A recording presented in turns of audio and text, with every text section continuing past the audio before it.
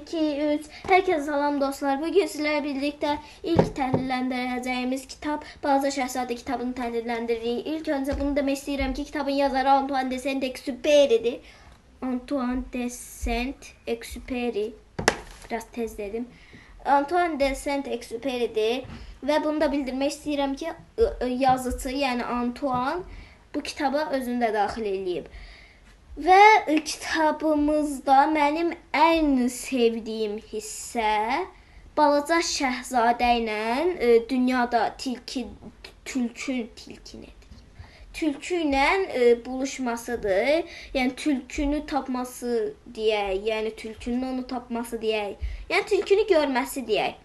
Tülkünü görməsidir. Çünki tülkü deyir ki, yəni ona çox gözəl məsləhətlər verir. Tülkü deyir ki, yəni mən sənə bir şey bildirim deyir. Bax o gördüyün, yəni Balaca Şahzadənin bir gülü var idi, qızıl gülü. Amma o elə bilirdi ki, yəni onun qızıl gülündən heç bir yerdə yox idi. Amma əslində dünyada qızıl güllərdən çoxlu var idi. Gəlib görəndə çox məyus olur.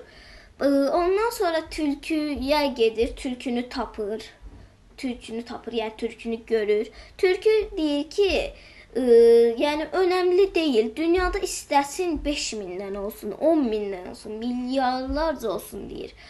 İstəsə, yəni sonsuz olsun deyir. Amma sənin o sənin götürdüyün, sənin seçdiyin, sənin öz qızıl gölün sənə sadəcə bir qızıl güldür.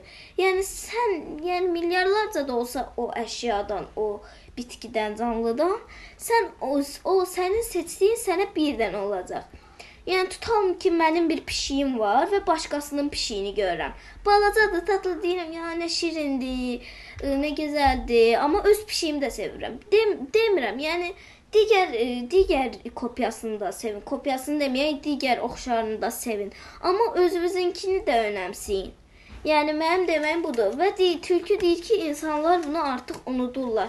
Yəni elə eləməyin, dünyada unutmasınlar insanlar bu qaydanı. Gedin, yayın, neyin.